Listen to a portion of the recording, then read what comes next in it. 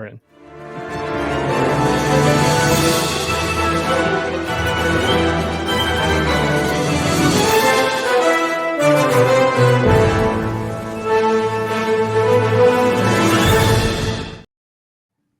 Welcome back to the Black Squadron podcast, episode 86. I am BP, and I am back after what feels like a month. I'm very excited to be back, and joining me as always is Todd and Darth Amari. Woo! BP's back! We should have had a giant sign that says, like, welcome back, like those people that wait at the airports. Yeah. Welcome home. It felt really strange not being here for one episode, let alone 2 in a row. I think I've only missed 3 in 5 years, so I guess I earned a little break. No breaks. How dare you think that? No sleep. What did I miss? What did I miss while I was gone? We had who we have on last week? We had Pete Evick. Watch out. Evick is the music director and guitarist for Bret Michaels' band. So if you guys haven't checked that episode out, you definitely should. He has so much Star Wars knowledge and so many opinions. It was a glorious episode. It was such a fun, like, I thought the whole conversation was going to go one way, and it went a completely different way, and I'm so glad it did, because it was so much fun. Like, his stories, because he's an OG, like, Star Wars fan back from the original trilogy, so he's, like, seen Star Wars throughout the ages, and listening to his takes on things, and, like, the fact that he's a massive Last Jedi fan, I was completely stunned by that, and here for it. So, such a super fun conversation. If you haven't checked it out, definitely check it out. We'll have him back, because, like, he could keep going. We could have recorded for hours. would have been a 6-hour podcast. Maybe we should have him on a live episode on YouTube. Just let him go nuts. Oh, that would be so much fun, I bet. But that episode is available on Apple Podcasts, Spotify, all the other podcasting platforms. So go check that out. Let us know what you think. But if you are new here, we are the Black Squadron Podcast. We talk Star Wars quite a bit. We just finished up our Acolyte weekly episodes and then the final review of that.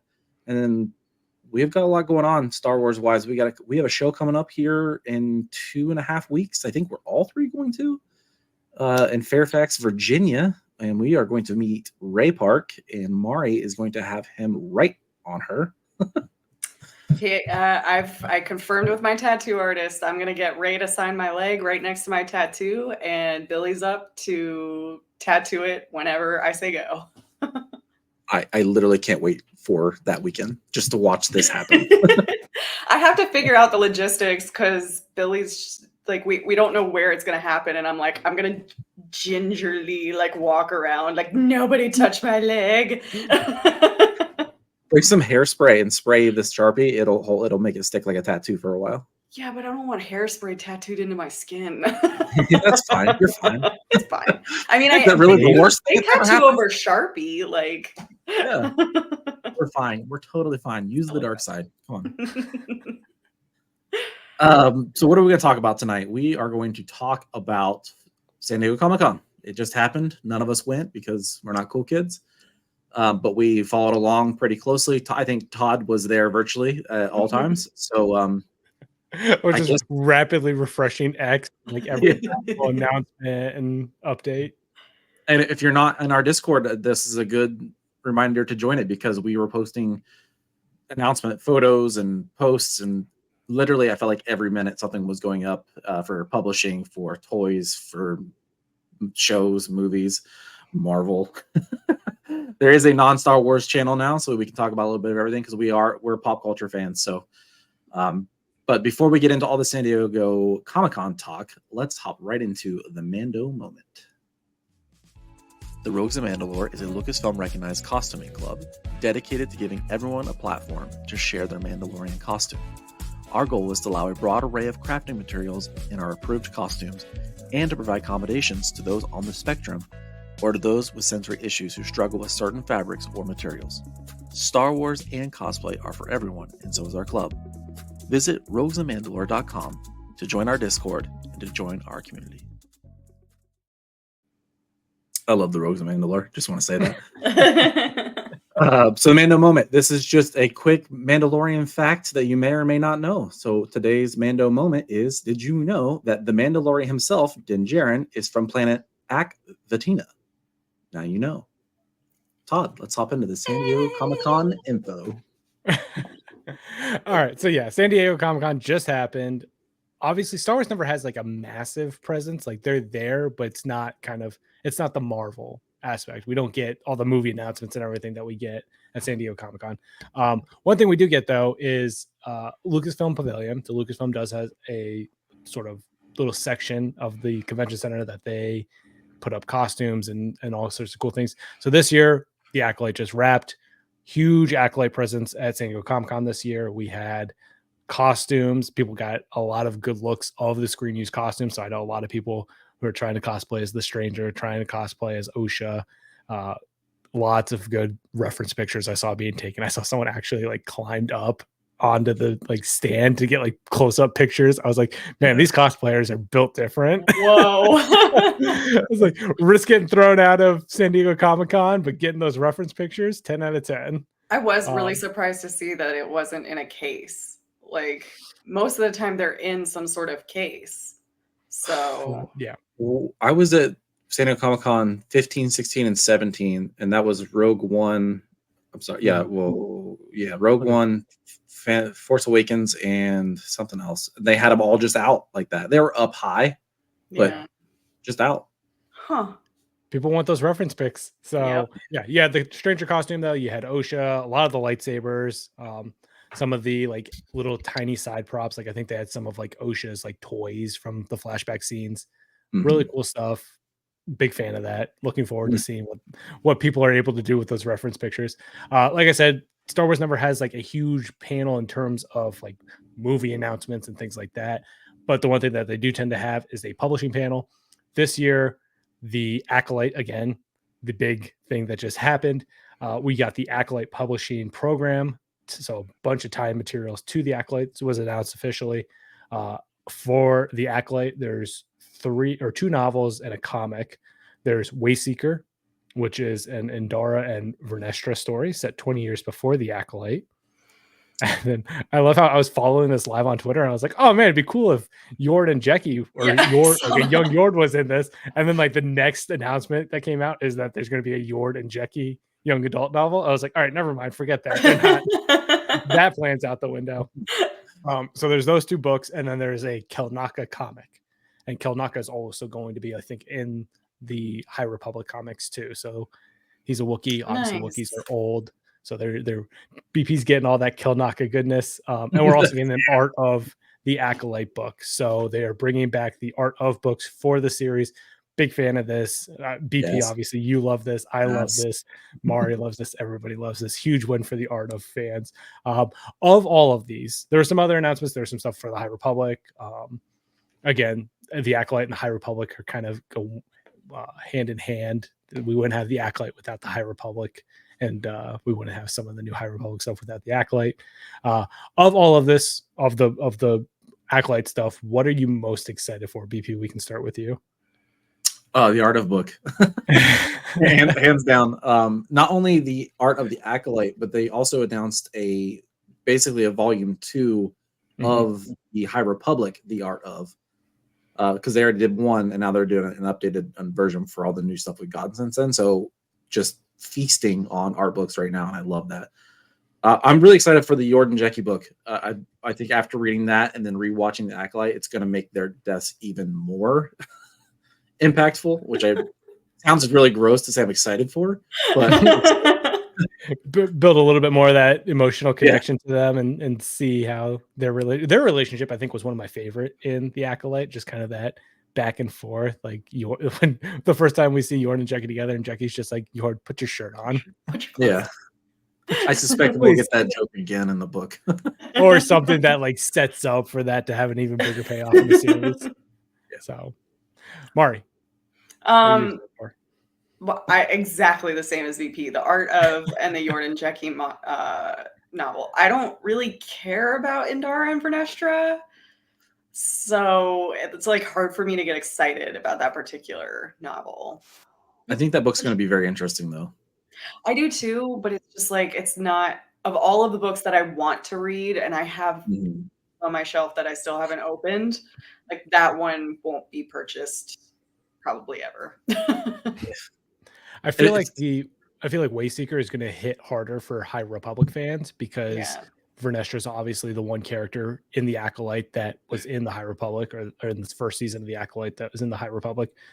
So obviously this is an older version of that character that we're now seeing in the books. So I think that's kind of going to gravitate more toward the High Republic fans, and then the Yord Horde and Jackie's Jam are all going to be about that Yord and Jackie untitled book right now. I'm kind of excited for the Kilnaka comic because it's 100%. Like a prequel comic. Yeah. Especially with the more Phil Noto Star Wars covers. Please and thank you. Yeah. And then of course the Art of book, because those are my favorite. And I was bummed that we like haven't gotten any for Mando season 3, Book of Boba, Acolyte, or not Acolyte, Kenobi, Ahsoka, Andor. I was gonna say, was there one for Andor? Like, no, they stopped after I think Mando season 2 for the series ones, which was so weird because I feel like they sold really well. Maybe they didn't. Like maybe it's a really niche and it's just like we all really love them, but they're like my favorite coffee table books to have and just kind of casually pick up, and because the concept art for those series is so good. I don't actually have that many because they are at a higher price point. Mm-hmm. So I only have a couple of them. Most of them were gifted to me. I have a literal 2.5 foot stack of them. That's a lot of books. Yeah. Well, I also have all the making of the original trilogy ones, the one from J.W. Rinsler. So those are like, I've got those thick. Those are like, you could do some damage with those. So I've got those thick ones, and then I have the thick Art of books, and then, so I've got like a solid, like I think 2.5-3 foot stack of reference books. In this publishing panel top, was it only High Republic Acolyte related? They didn't announce anything else, right? Yeah, if I'm remembering correctly, it was mainly just the High Republic and Acolyte. I know there's been a couple other things, like I know pre-San Diego Comic-Con, I think they announced that the next iteration of the comics is going to focus on sort of the Battle of Jakku. So I think they're wrapping up the Empire Strikes Back stuff for the main Star Wars comic run, and now they're kind of looking to post Return of the Jedi and using the comics to kind of fill in some of that stuff. But I think that was all pre. I know one thing that wasn't announced that we can, if we want to talk about, is that Alexander Freed is doing a trilogy of novels. This was just announced, I think, today, that kind of focuses on the Senate post Return of the Jedi or Revenge of the Sith. So it's going to be a lot of the politics and following Mon Mothma and focusing on some of the stuff we saw in the deleted scenes for Revenge of the Sith, where it's kind of the formation of the early rebellion. Yep. They're called Reign of the Empire. I'm reading that Galactic Empire, like the Rise and Fall of the Galactic Empire. That one. For some reason, the title was. It's so good, and I'm like, it just makes me want that exact content that you just mentioned. Like, because I'm not even halfway through it, but they touch on it, and I'm like, I would love to see this or read it, what have you. So the fact that is actually happening is thrilling for me. It's just a little primer for you. It's like, wow, we're going to put out this book about the rise and fall of the Empire. And oh, by the way, here's a book about the rise of the Empire. Exactly. From the Senate perspective. So yeah, the big thing was obviously the Acolyte, and the announcement of the Acolyte publishing program. One thing I want to ask you guys, and BP, we can start with you, is obviously this is, I think, the first time we've gotten some tie-in materials, but this is the first time that I think Lucasfilm has really done a whole publishing program focused around a single series. If we got this for other series, what would you want to see them kind of focus on next to do like this series publishing program? Mandalore, baby. I knew you were going there. I mean, like, just like, so imagine if this publishing panel was based off Mandalorian season 3 and all these books were based around that. We could get a tie-in novel of the Mandalorians that were left on Mandalore, so the pirates essentially. You imagine a whole novel about that, their struggles and everything they go through. That'd be awesome. We'd learn so much about Mandalore. A book about Axe Wolves and his Mandalorian mercenaries when they're not with Bo-Katan. Whatever the hell Bo-Katan's doing in that castle by herself, sitting on the throne alone. That could be a whole novel. Like, there's so much juice left to squeeze from the Mandalorian season 3 that we just didn't get. Darth Murray, obviously. What would you want to see if you could have another series tie-in? Oh, right. You were going with series tie-in, and all I could think of was Sith Wars, which I guess doesn't really count. So, Mandalorian, like Mandalore actually sounds, because we've talked about that a lot. And I really enjoyed the Mando episodes, not just the live action, but everything in animated too. So just getting a lot of that backstory would be brilliant. I'm like trying to think, because we get so much of Ahsoka already in so many other ways. So I got one you might like, based off a movie. If we did something like this based off of Solo, a whole novel Crimson about what Dawn. what Maul's doing. That's yes, absolutely. I need all of that. I always forget about Solo. Sorry. It's so good. I love it. We're going to talk about it in a little bit when we dive into the main part of our conversation tonight. So, and not necessarily in the best light, but I love Solo. Obviously for me, Mandalorian, I've been like the biggest advocate for Mando tie-in stuff. I feel like since the Mandalorian was announced, like BP, you and me are like on the same wavelengths for this. I've wanted so desperately when we got the possible tease of, or I guess not even a tease, it was like an announced Mandalorian tie-in book that ended up not happening. Yep. Like that was the biggest dagger in the heart for books, and I would do anything to get just some tie-in stuff about like the Mandalorian covert, the Children of the Watch, the armor could do like not even just like books. You get like graphic novels, comics. I mean, they could do so many cool tie-in things for the Mandalorian without even touching. Like I get not touching Bo-Katan, not touching Din Djarin because you want to leave stuff open for the series and you don't want to explain too much. But there's a ton of side characters and side Mandalorians that they could go to town. One. Yeah, I have one I think would be amazing. A Moff Gideon point of view of how they set up on Mandalore without nobody knowing. Yeah. Or even just a Moff Gideon story, like a young Moff Gideon. Yeah. Like you talk about the rise of the Empire, like let's get a young Moff Gideon story and how he kind of rose through the ranks of the Empire and became this warlord.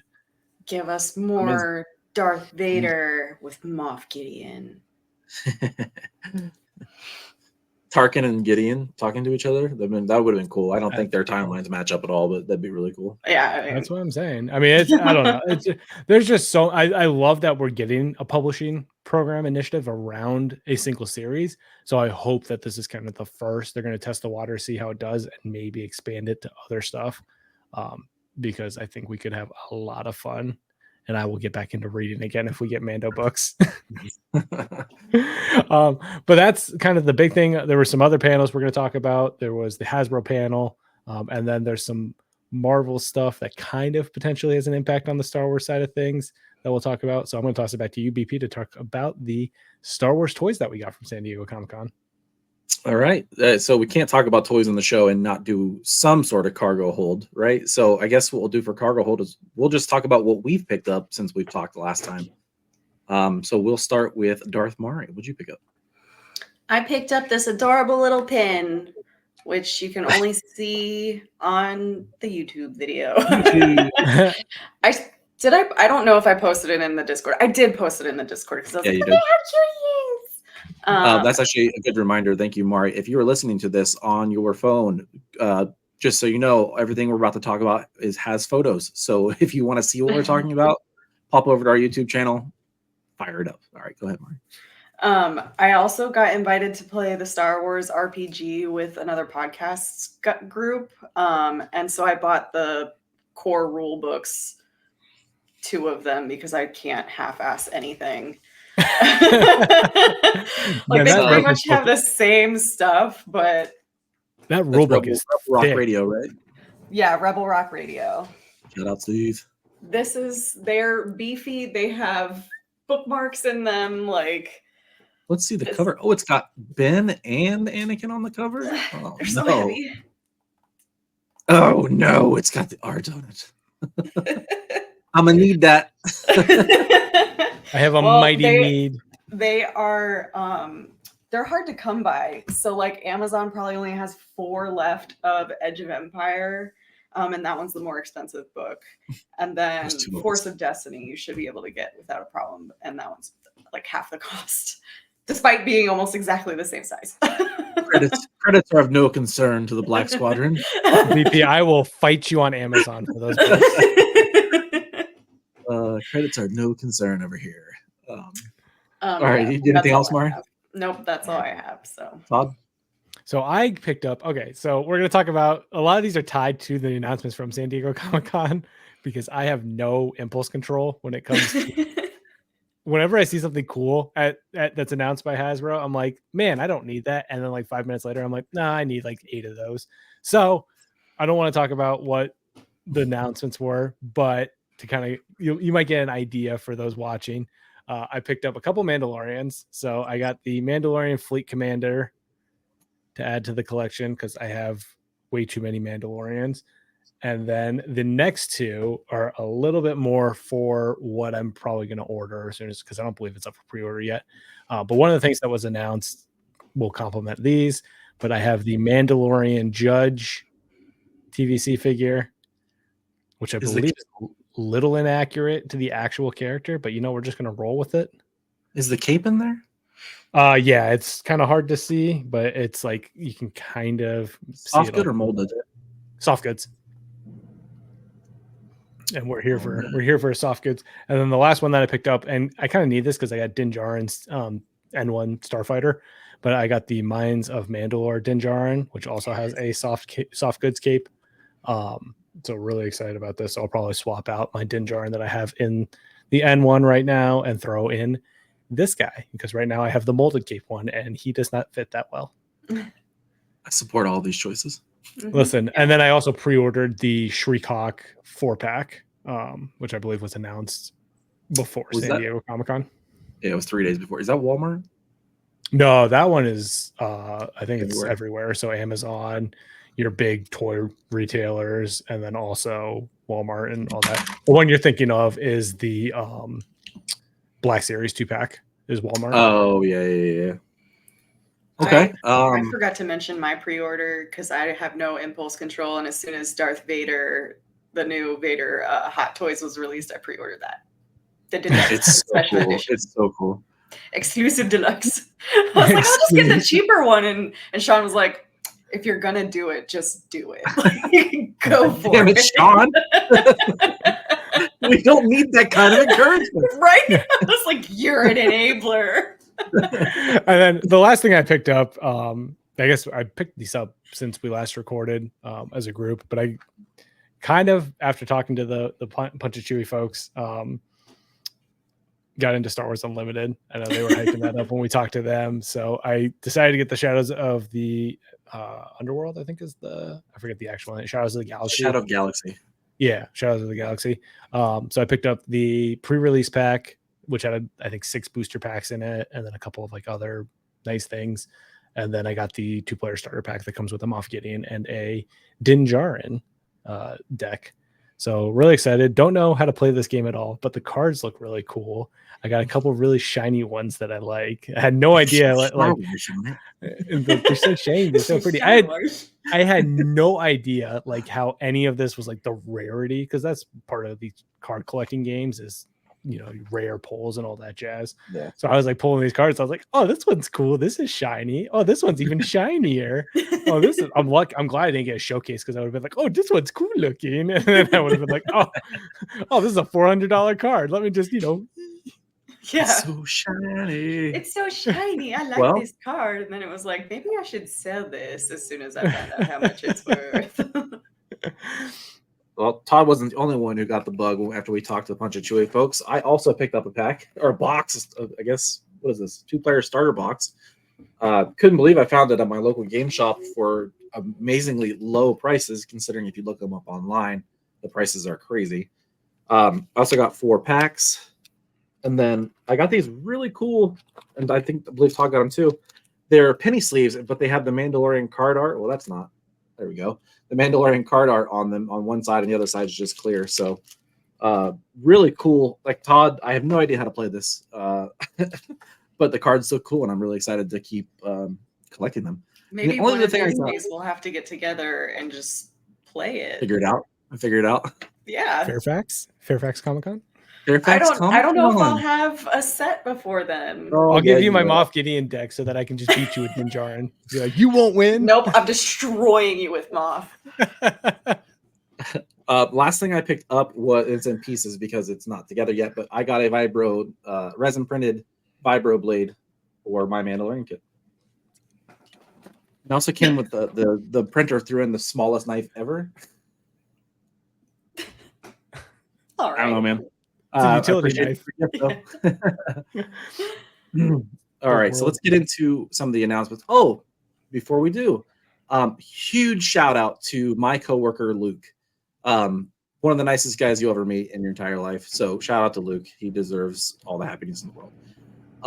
But he went to San Diego Comic-Con. I believe he's San Diego local originally, and he went out and he volunteered with somebody out there at the show. And I made a ridiculous request of what I assumed was impossible, but my man Luke came through, not only for me, but for Darth Mari as well. So next time we see Luke, he might get an open mouth kiss. I don't know.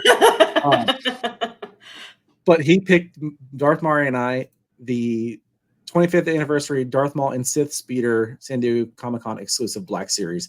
Would you just look at it? Would you look at it? Look at this guy. This is the kind of guy who sees a child running through the desert with no questions asked, tries to just cut their head off. You know what I mean?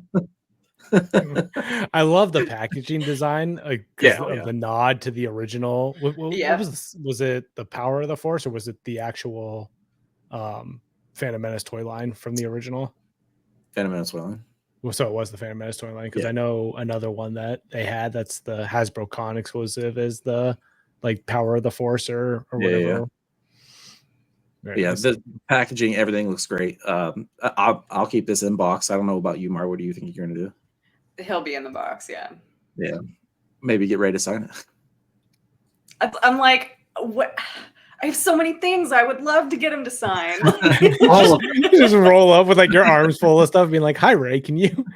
Everything that I have, where he's on a speeder, like every speeder, every Mullen speeder. Can you send this speeder and this speeder and this speeder and this speeder? Now my leg. Have you ever seen the speeder? All right, let's get into some of the announcements. And I'm pretty sure I know I pre-ordered this one immediately as soon as it was available, and I think Todd did too. But the first thing is they announced was a TVC The Forge from The Mandalorian, the Armorer's Forge. It's a pretty big kit, right? You get a lot of things. You get her whole cabinet, some extra helmets, Grogu, a rock formation, and the Forge, and the Armorer on card. So just look at it. Like everything about this screams Todd and BP need to own this. Yes. I don't know where I'm going to put it. And I feel like I need to build like an entire like sand cave setup to go with it. But yeah, it's a really cool set. I know this was pipeline, so I was waiting for this to get announced, and it definitely looks a lot better than like I expected it to look cool, but I didn't quite know what to expect, and it definitely looks exactly what I had hoped for. Sometimes with these, the promo images look too good to be true. But I had some friends at San Diego Comic-Con and they posted actual photos because they have one on display. It looks incredible. 110% buying this. Or I already bought it.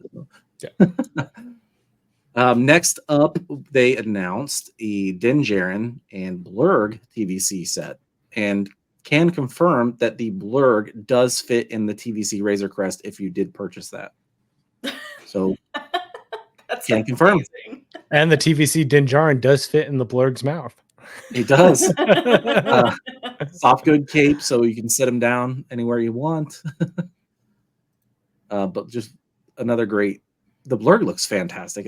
I feel like there are certain Star Wars creatures that are perfect or destined for TVC, and the Blurg is one of them. I feel like they haven't done a whole lot of creatures recently for TVC. Like they've been doing more vehicles, but we haven't gotten a lot of like creature, because the Blurg's kind of like a creature vehicle mix. Yeah. In between, if you will. So it's cool that we're getting creatures again that are larger, not just like your tiny little like Kowakian monkey lizards and little side creatures and things like that. surprised that we didn't get an EOP from Obi-Wan or from Kenobi. But say levy. All right, next up. Yeah, we'll go to Black Series. And Black Series, they announced this, and I just thought it was fun because the scene that this is in is great. So they announced the IG-12 and Grogu Black Series. This is, if you don't remember, the IG-12 is IG-11 rebuilt and basically an exoskeleton for Grogu. This does not make sound, however, which is upsetting. But it looks really cool. The chest comes open, you put Grogu inside, he can control it and be sassy all he wants, or steal food from vendors without paying. I just want all of the Black Series Grogus. Look at how cute he is. And it comes with these little guys I don't remember the name of. What are these? Start with an A.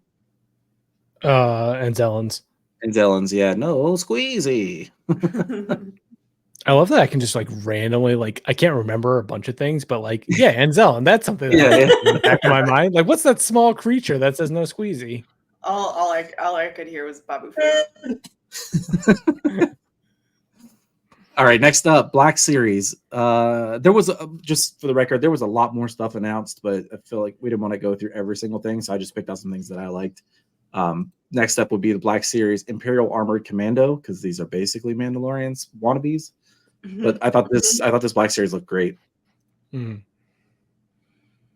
Looks fantastic with a nice wash, which sucks that you have to do that with toys these days. But with a nice black wash, this thing would look killer. And like the IG-12 has no sound, the jetpack does not actually work. I tried. It does if you use your mouth, though. I'm going.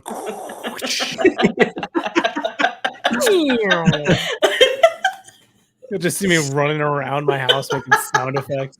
Thank you. Like Din Djarin's N1 Starfighter, and then the Mandalorian's just like, pew, pew, pew, pew, pew. And Mari's like TIE Fighter screech in the background. Well, folks, you just heard our social media clip for the week. The Black Squadron podcast, a podcast of sounds, if you will. We should make the sounds of. We've done a sounds of. I think we've done it twice. Our favorite sounds. Yeah, let's do the sounds of the Black Squadron, though. Oh boy! Wow, what are we doing? What were we doing?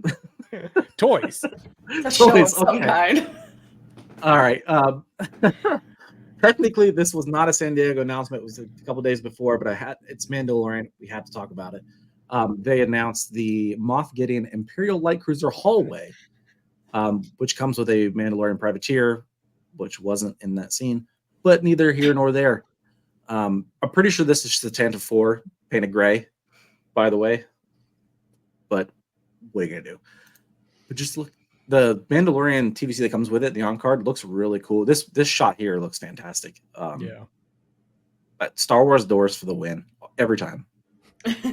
I will say this set cracks me up because I saw a promo of them kind of talking about it, and they had like 8 of them all connected. So the one thing is you can connect, like if you buy multiple, you can connect them, but they had like 6, and I think each one is like $60. So I was like, I'm not about to drop $400 on hallways.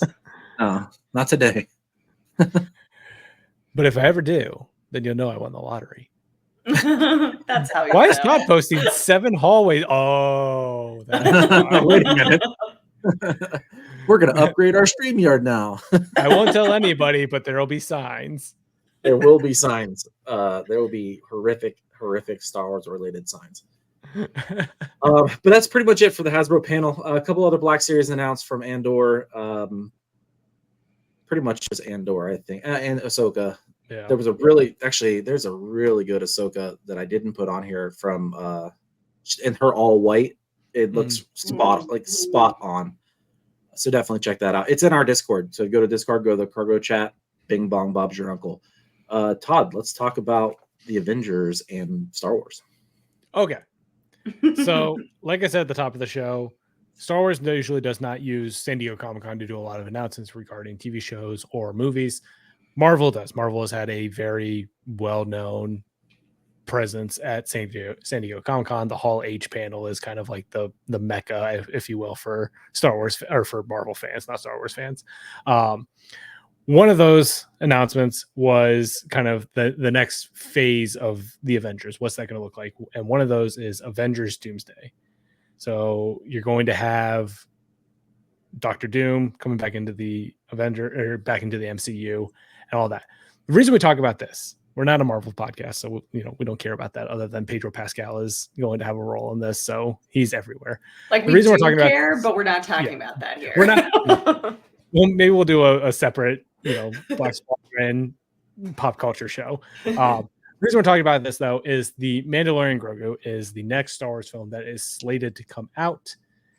As of right now, both of these movies are slated for May of 2026. I don't believe there's a hard set date for Avengers Doomsday. There is for the Mandalorian Grogu, though. That is slated for May 22nd, 2026. So the reason I talk about this, the last time that we had both an Avengers movie and a Star Wars movie released together, things did not go so well for the Star Wars movie.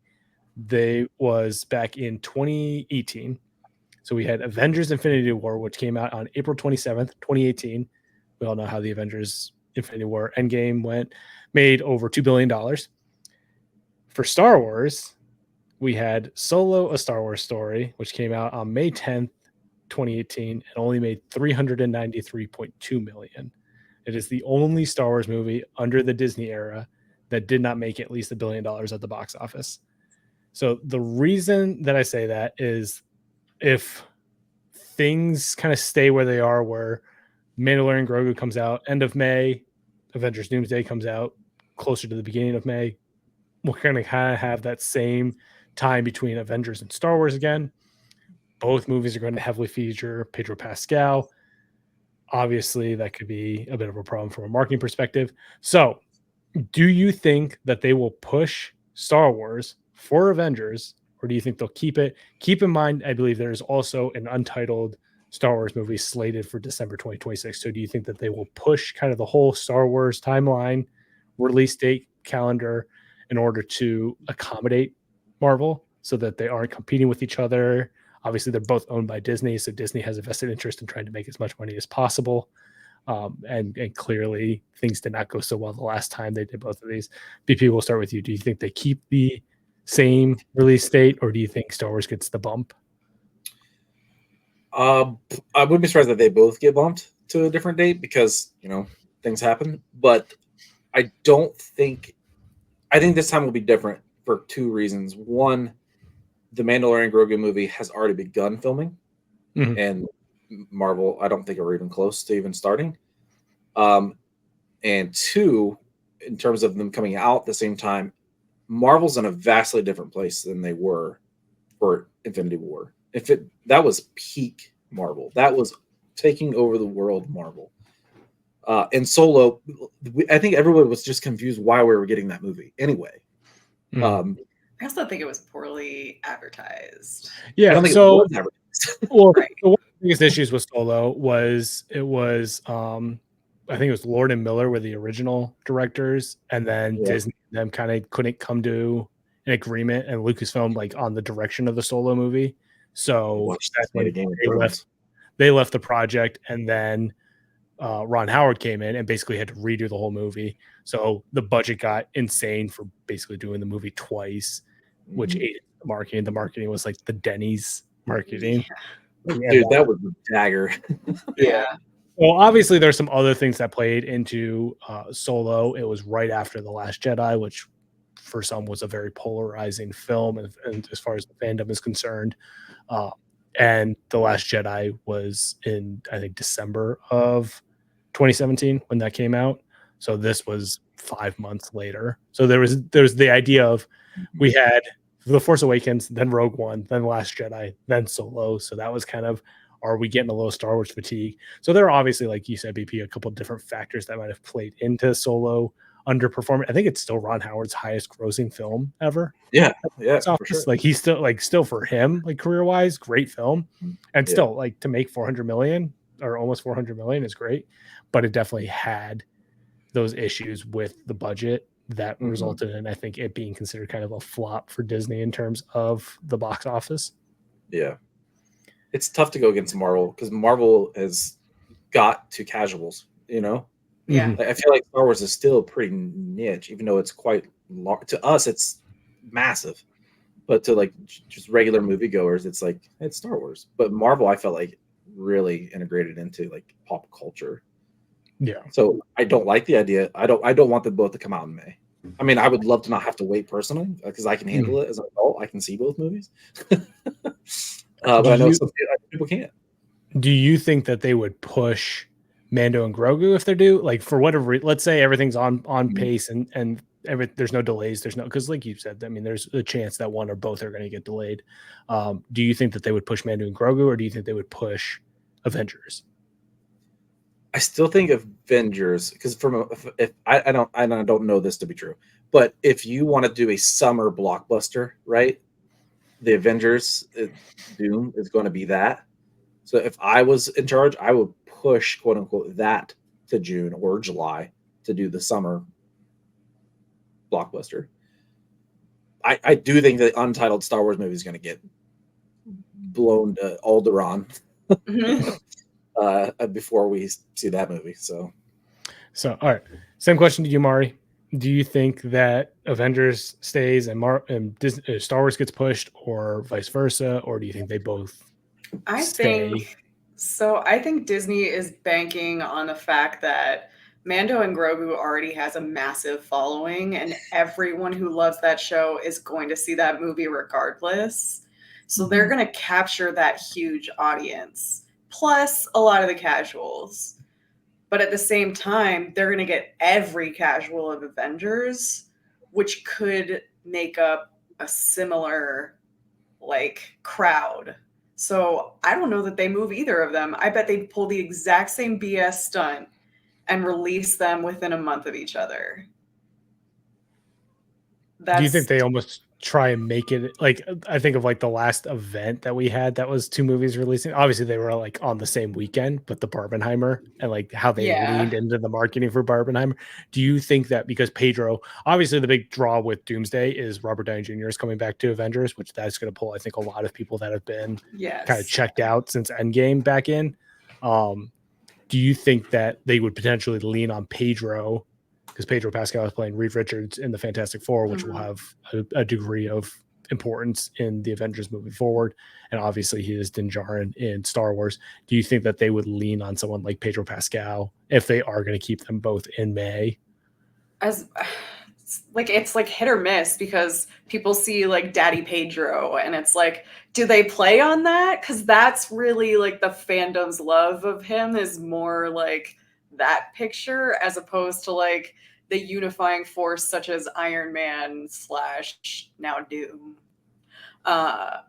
So I don't know that leaning on Pedro necessarily gives either of them a boost. I, for one, support an Avengers weekend.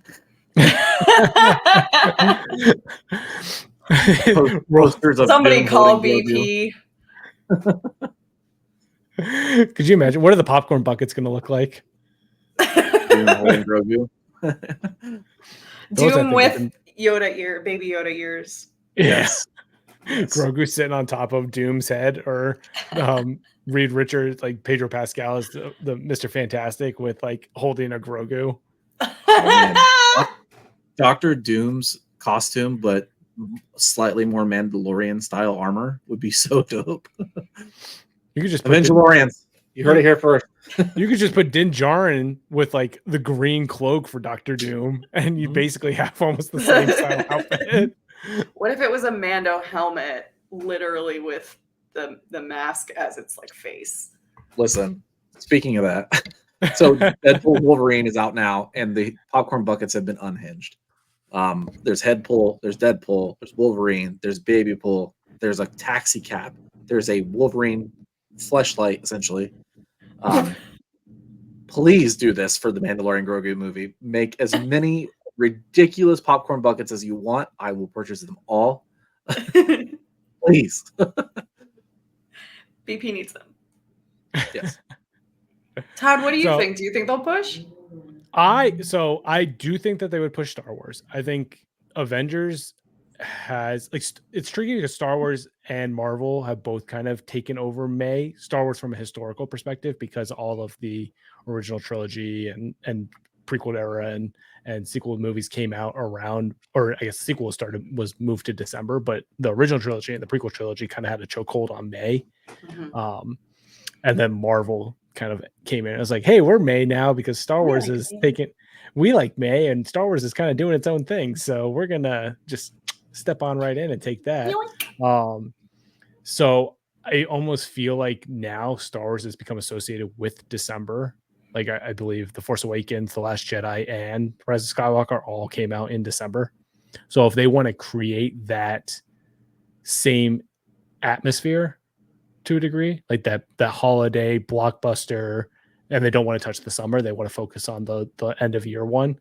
I could see them almost long plan wise, because they had to know this. Like they're all owned by Disney. They all talk to each other. Like whoever's scheduling all this stuff knows all this in advance. I think that maybe the plan all along was to have Mando and Grogu be December, and they just had it in May because they didn't want people catching on that Marvel was like, hey, guess what? We're doing all this cool stuff. Hey, we're back. Yeah. So I do think that they'll push Mando and Grogu, which I'm not necessarily like, I'm bummed because obviously then we have to wait longer to see it, which not great. But I would rather the Mandalorian and Grogu have its moment in the sun than either dealing with the overshadow of the Avengers. I don't really want like the narrative leading up to it being Avengers and talking about Avengers for 2-3 weeks and then Mando and Grogu. Like I want each to have its moment in the sun, get all the spotlight, get all the attention, get all the coverage, get all the press events and all that crazy stuff. Like let them do their own things. And then it's not going to be the whole narrative is going to be, if they come out both in May, it's going to be Marvel versus Star Wars rather than just people going to the movie theaters. Plus, it's also like movies are expensive nowadays. To ask people to go to one movie and then like 2 weeks later go to another one is not feasible for everybody. So I hate that it would put people potentially in the scenario where they got to pick and choose what do they want to. Yeah, like I would love to go see both, but I don't really want to shell out $30 each time for a single ticket or something like that. So I like that's a scenario where I might pick one or the other, and I would pick Star Wars, obviously. Clearly, clearly, especially this one. Just a little bit. So that's where I'm at with it. I will say, kind of switching gears, D23 is coming up. I believe that is in 2 weeks.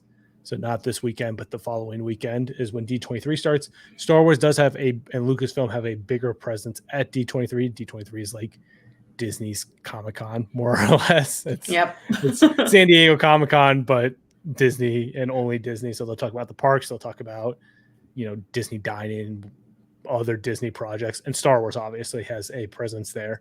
What do you think we could possibly see at D23 related to Star Wars? Obviously, there's a couple projects in the pipeline. What would you like to see?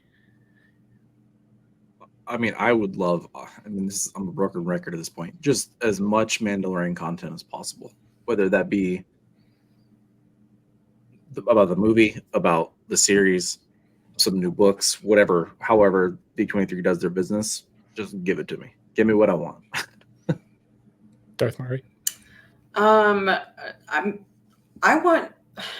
It's so hard because Acolyte just ended, but we saw how much people wanted alternative like stories. So diving more into the dark side, some sort of new show or movie plans, like that would be really cool. Just like a hint or something saying Sith, dark side, whatever, we have something coming for you. Like I would love that. Even if it's just a tease. Yeah. It's interesting because I don't know if they would necessarily, because there's so much stuff in the pipeline. Like I'm assuming we're going to get something about Skeleton Crew because that's rapidly approaching when just something, anything, like a crumb of a trailer. I think they showed a little bit of a trailer at Celebration, but nothing's been publicly released. Right. So I imagine we're going to get some kind of teaser or something about Skeleton Crew. If they are going to push Mando and Grogu, I could see them doing it at D23. If they've already like decided they're going to push it to December, just go ahead and make that decision. That way it's not going to be this guessing game as we get closer and closer to May 2026, where it's like, all right, what's going on, guys? Like, who's getting pushed?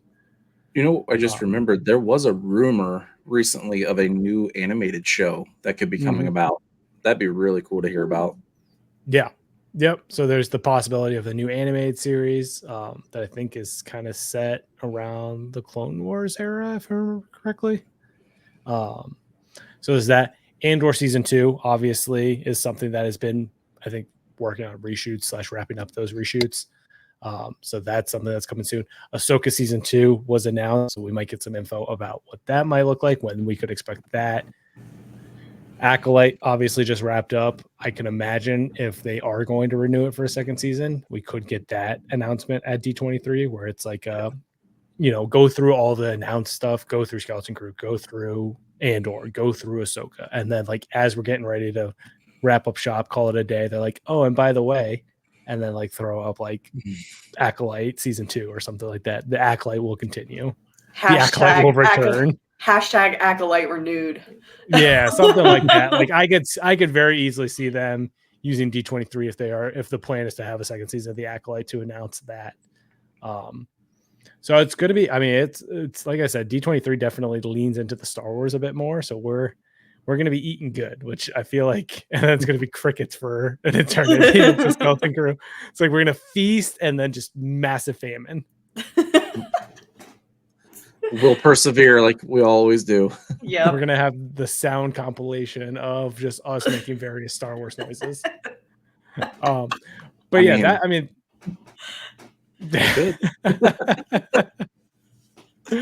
So that's gonna basically wrap up San Diego Comic-Con for Star Wars. There's obviously a couple other companies that did some reveals. I think Regal Robot announced a couple higher end replicas. Hot Toys has been doing. They weren't at San Diego Comic-Con, but they did some announcements for their own like San Diego Comic-Con adjacent thing. If anyone is getting that Hollow Mall, I needs it. I'm on the wait list, but I needs it. I didn't even see it go up for sale. I was so blindsided that it was just sold out.